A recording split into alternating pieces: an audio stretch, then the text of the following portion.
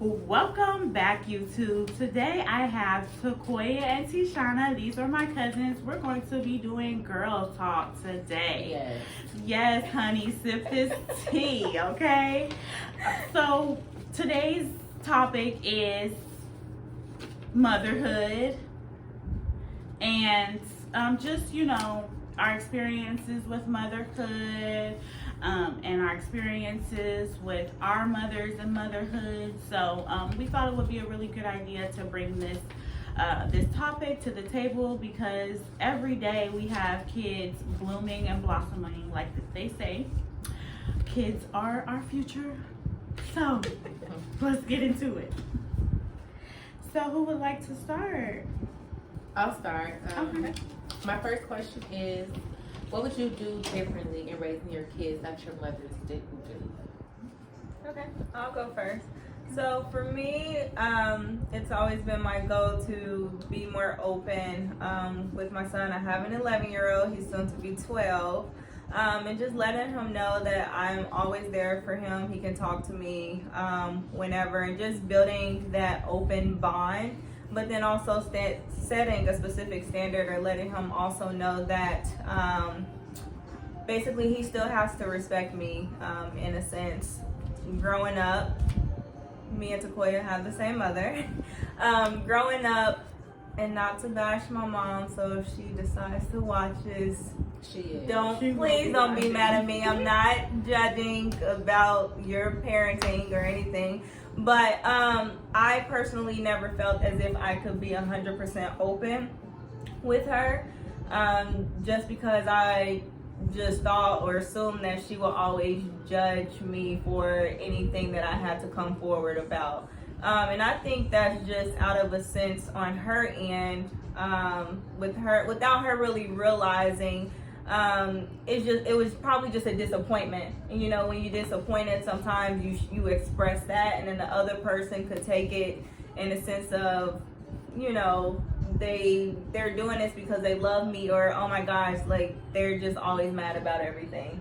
And I think I took it the other way, where I always just thought that she was just pissed off about, sorry, I don't know if I could say that word, but that she was just always mad about the decisions that I made. And I don't feel like I was really a problem child, but I know that there were just some things that she didn't necessarily agree with that I did, and I decided just to keep it inside. And I feel like that's, as I've grown up, I never really been open with anyone about a lot of things because I'm automatically assuming that that person is going to judge me instantly.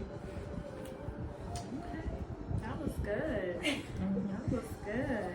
Okay. I mean, it's good that we're able to recognize how we grew up and implement that into our children's lives. I love that. So who's next? What about you? Oh, okay. Sure. So the question was, what would you do differently in raising your kids that your mothers didn't do? Oh, okay.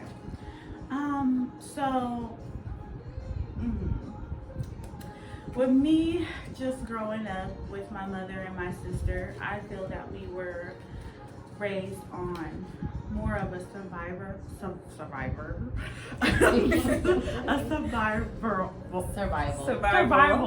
thank y'all, tactic than love. Just a little bit of background. My mother was in a domestic violence relationship, and me and my sister spent most of our childhood fleeing from home to home to home. In those instances, she wasn't as very nurturing because she was trying to find herself again, trying to find her self-love. So I've always saw it as, if you can't love yourself the way you need to be loved, how could you give that love to your children? So she was, just going from, going to place to place. We struggled a lot.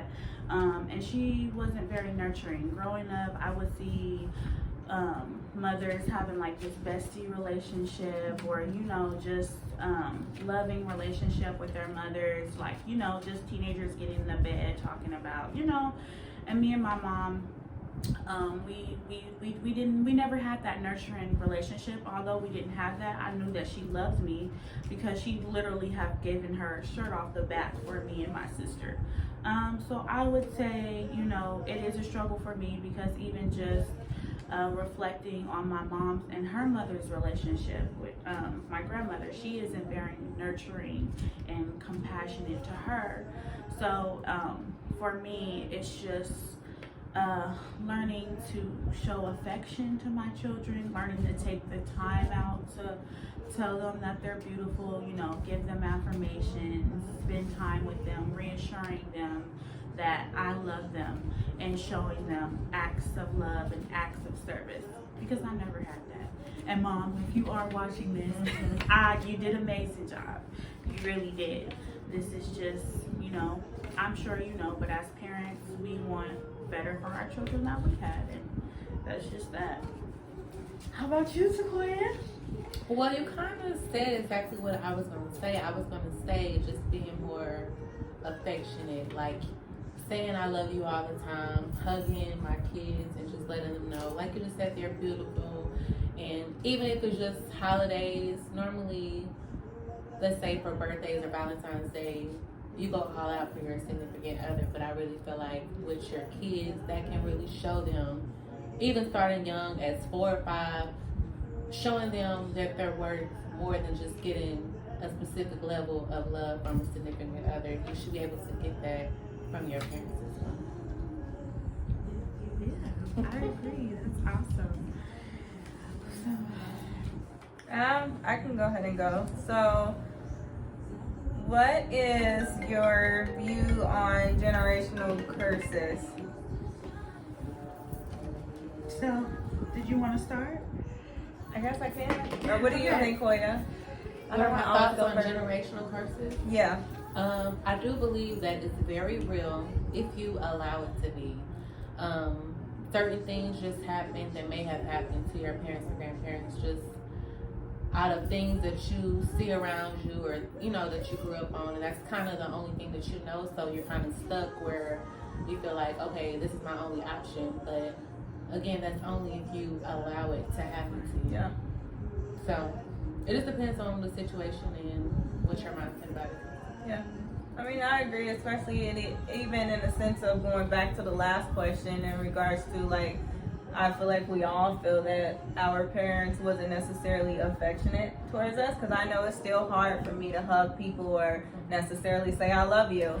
But I feel like it comes from, if we rewind it, like our mothers have went through so much, and even if we rewind it back to our great-grandmother, I mean, they had to be so strong-willed. Right. And I know for me, yeah, like showing affection is just so hard, because having to see everything that our mom went through, like, you know, you then had to be strong for your parent, because they were just going through so much, and then it then happens to you. But yeah, I agree with the generational curses. It's just, I just feel like, I don't want to say handed down to you, like Koya said, if you're in a specific situation and then that's all that you know, like you don't know what you don't know, and it's not until someone else either comes into your life and shows you something different, or eventually you step out and then you expose to something more, that you then become aware that, oh, I don't have to live my life like this. Okay, yeah, that was good. I hope I'm sipping this tea because it's good. Okay. To piggyback on Tishana and Sequoia, yes, generational curses are very real. Even with our generation, you know, with young mothers, I feel like we're blindsided to that because we've been conditioned into one way of thinking. Just like, for example, when we were going from home to home with my mother, we struggled poorly, bad. She was always trying to find stability for us, and that caused a hardship in our finances. So growing up, I've always felt like I haven't had access to money, like I wasn't deserving of luxury. And that was kind of conditioned into my mindset because that was kind of conditioned. It's terrible. Conditioned into my mindset because that's all that we knew, and I thought this is the way life is. This is what we have to Live with. yeah, this is what we have to have until, like Tishana said, I stepped out and, started making goals for myself and, even seeing my mom elevate from rock bottom to making 100K. We just elevated, and that was a good lesson to learn about generational curses. So what do you think, like, your mother did to change her situation? I guess I can ask the same thing for you too. Yeah. Or what did you do to change her situation? So even just like with my mom, like I said, she was going through a domestic violence relationship, which had, every time we moved, she had to flee and leave everything behind and start over again and again and again, to the point where we were in shelters, living in cars, just like a lot of stuff.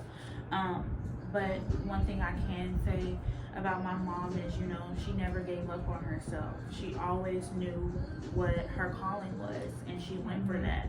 And I can say that even with me, like, my husband went to prison. I could have just sat in pity and sat in California and stayed with his mother and felt sorry for myself, but I knew that my kids deserve better. So, I'm not at my final destination, but every effort matters. I like that, final destination. All right. So what's the next question, Sequoia? Do you want to? Oh, have you asked the question yet? Oh, I don't think I have. Oh, yeah. Okay. How did you feel when you first found out you were pregnant? Oh, What? I cried. I was terrified. We had just gotten into an argument and broke up the day before, so I was just lost what was gonna happen. That was just it. yeah. Oh. Well, I was 15, so it was so long ago, but the whole story was insane. I think we went for, I don't know if it was you or Rhea, we went for a doctor's appointment for, I don't know, you or Tareya. And so then the doctor just randomly had to ask me, when was the last time I had my cycle? And when she asked me that, I knew it had been months. So I literally just broke out crying. And Mama was just sitting right there in the room. And then we had to take a test. And then, yeah, I was definitely pregnant. So, I was in shock. I didn't know what to do. I was 15. So, being a teenager at that age, and yeah, you find that out. Well, can I just ask a little question on Yeah. that?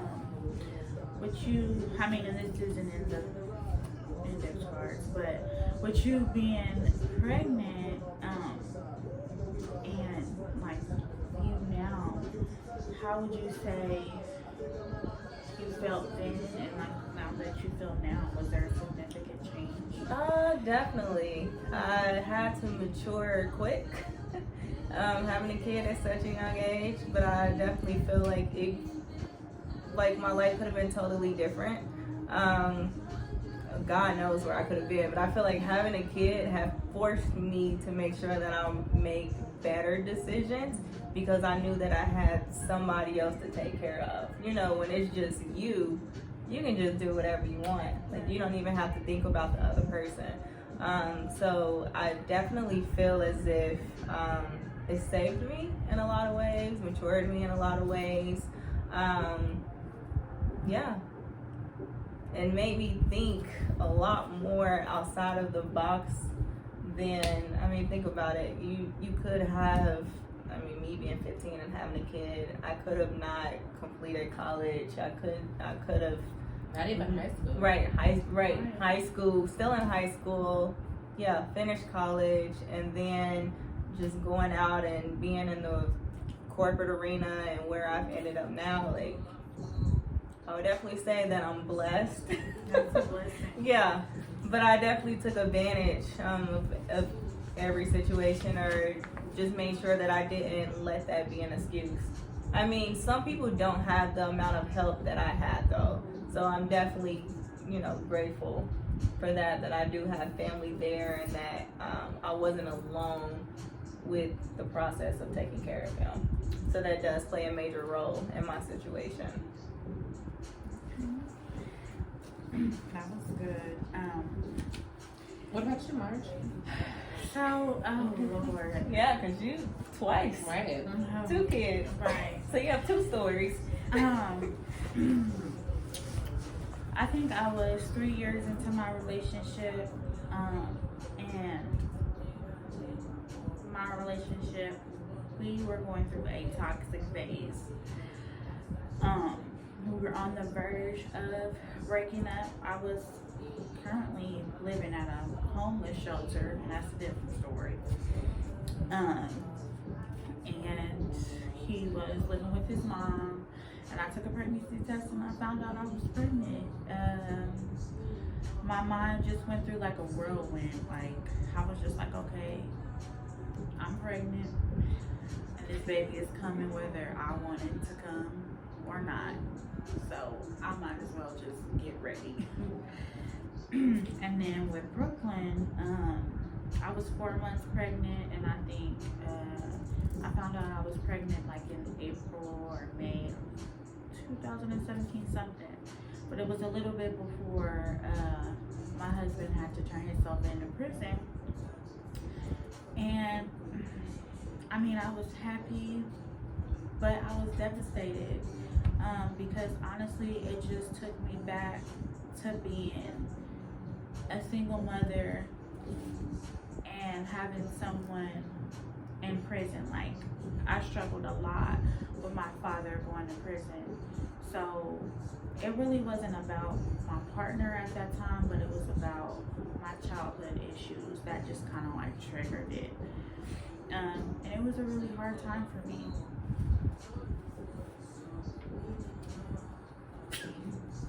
You answered, didn't you? Yeah. I was first.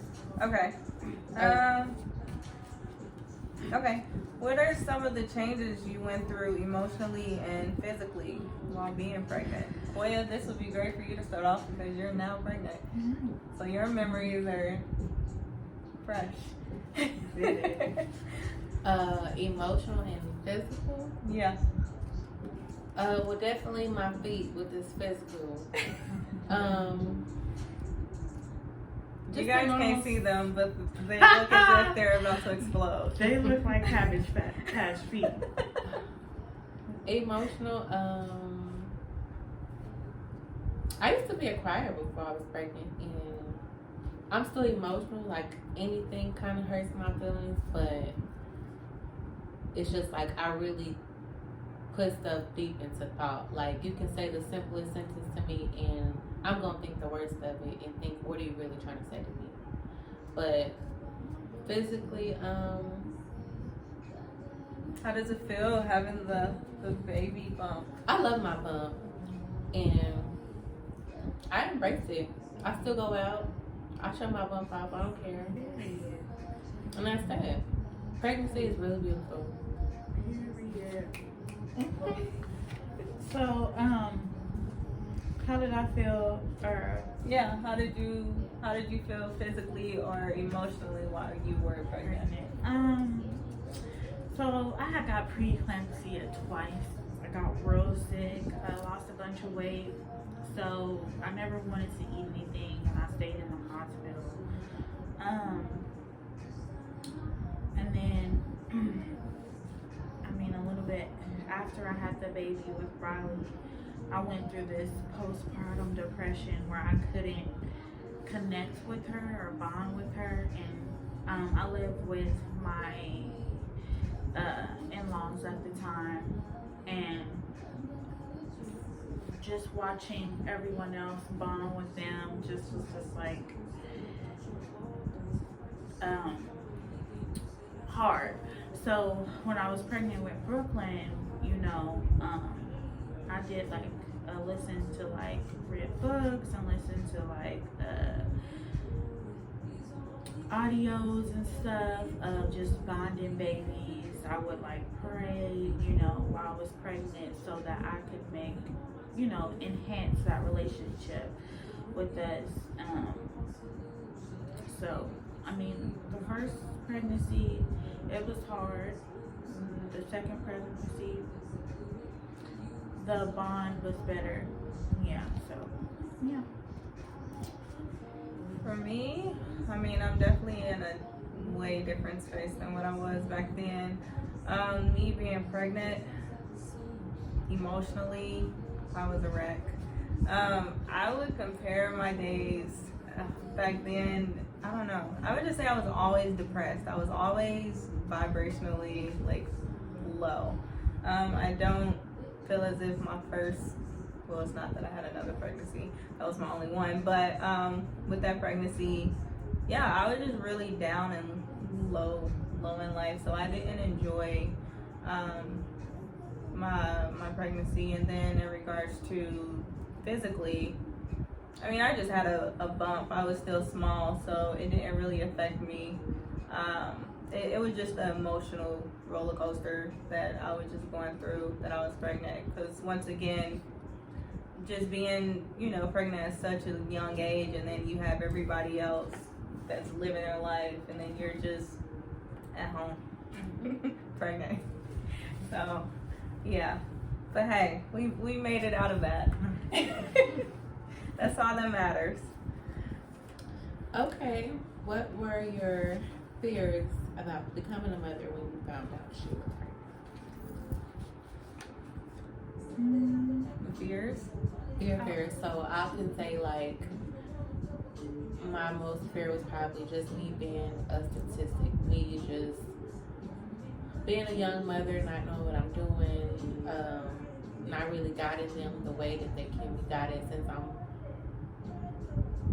I'm a good age, I would say, to have a kid, but I don't have as much knowledge as other 25-year-olds. So I could probably say, like, dang, I'm not at my best point to where, like, I feel like you never are ever prepared to have a kid if you never have one. Yeah. Me not giving her a 2-parent home, I just feel like it's going to be very challenging, but I've seen plenty of single mothers that raise their kids, better than people with 2 parents in the home, so I'm prepared for whatever. That's a good way to look at it. So one of my fears was to piggyback being a single mother, being a statistic, not giving. Another one of my fears was my biggest fears is because of my lack of mothering skills, for them to grow up and have a conversation with me. Well, you didn't do this and you didn't do this, and this is why I am the way I am because you weren't here, or you didn't listen, or you shut me out, and this is why I am. Having a lot of therapy sessions when they grow up, or just confronting childhood issues because I didn't do my part. Them growing up, that was one of my biggest fears. Another one of my biggest fears is, just not being able to give them the things in life that they deserve, things that they were born into, and just me not being able to help with that, and not necessarily money things or money wise, but just it goes back to what I said earlier, just like the love, the affection, the socialization skills, the character, you know what I mean? I feel like lack of my mothering skills and stuff could just have a big implement on that. So that has always been one of my biggest fears as far as having children. One of my biggest fears was not providing affection. It's still something that I'm still working on, as mentioned. I mean, I feel like I didn't receive it much, and so it's hard for me to get that out. And another thing is, I mean, like you said, it's if we go personal, you can go through so many blockages that we've dealt with from generational pass downs or whatever, just our upbringings. But I don't know. I think my biggest fear was just I really don't know, because I just feel like I was just so young. It was just a point in being able to provide. How am I still going to go to school and graduate and make money and have a place to stay? Or that was one of my biggest things.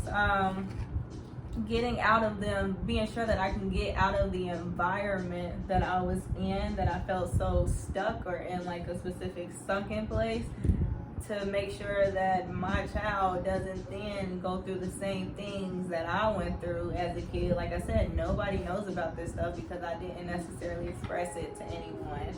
So just making sure that he just didn't have to deal with certain things that we had to deal with as children emotionally. So that was my biggest thing, or my biggest worry. That he just never had to deal with it. And I think, just a little feedback. I think, you've overcame all those fears. You graduated college, finished high school, you have a beautiful home, you have goals for yourself that you set out, so many that you accomplished. And this is just off the record, but as mothers, we don't give ourselves enough credit, because it's hard. It is hard. And sometimes we can't see our accomplishments because we're so busy criticizing or yet taking other people's criticism. Right. And we don't feel like we're enough for our children. But honestly, we doing the damn thing. Can I just say that? Yes, ma'am. Can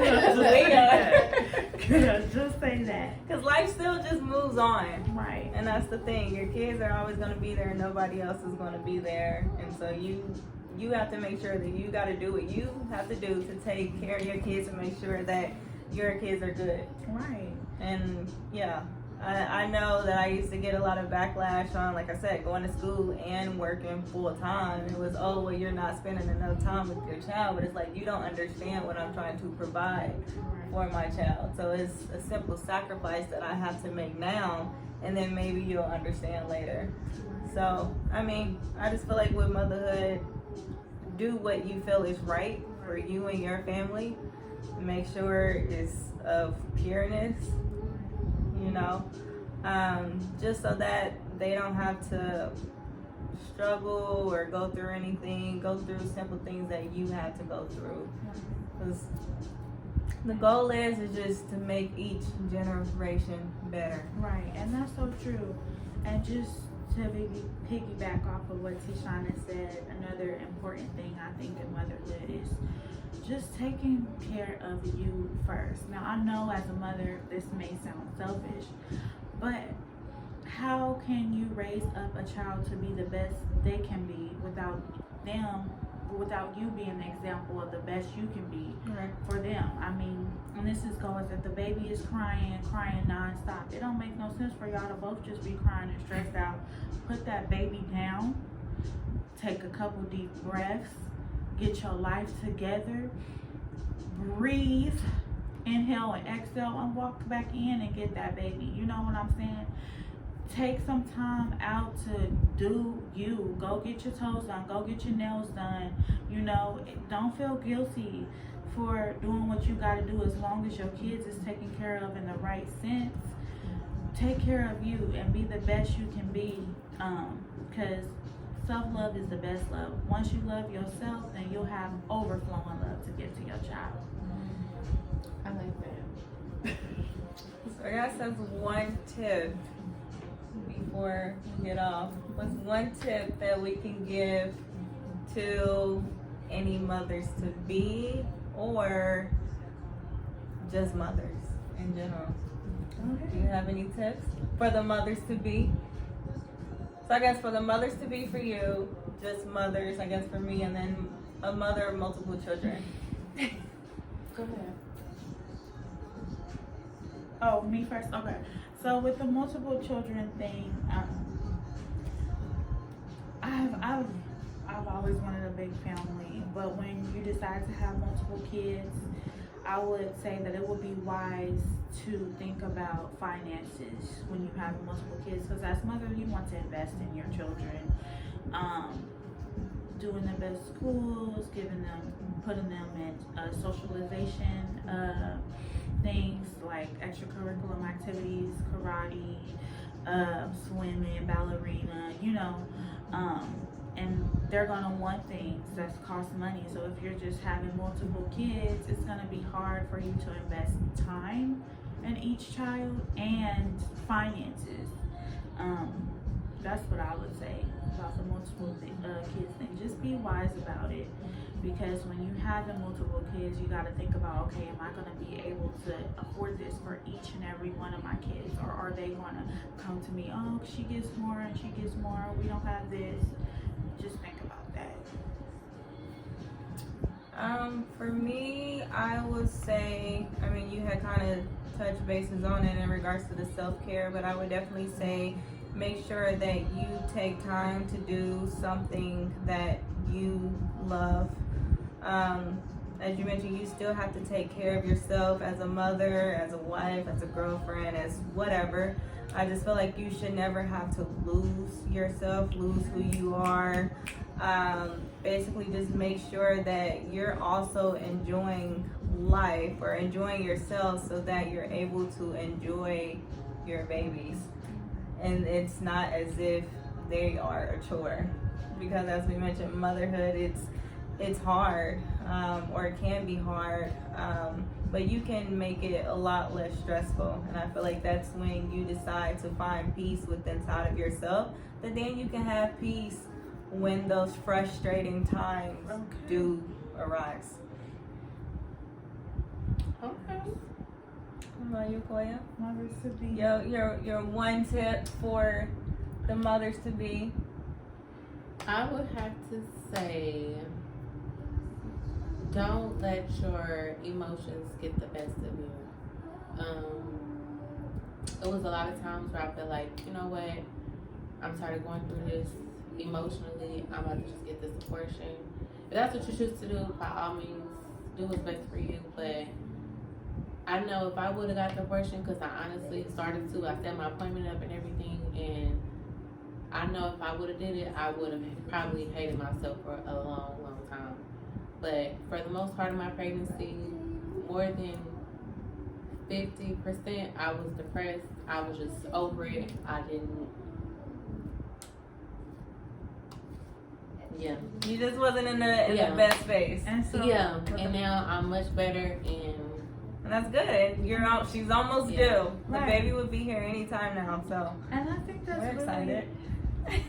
Amazing that you realize that, because another thing on the side of pregnancy is everything that the mother goes through, the baby feels. Mm-hmm. You're already setting an atmosphere of the baby's emotion as to when they come out and enter this world. So the fact that you took a bitter situation and turned it around for the good, the baby will feel that joy, and the baby will feel that significant change in emotions. Well, this was good. I liked this. Yes. We should do this more often.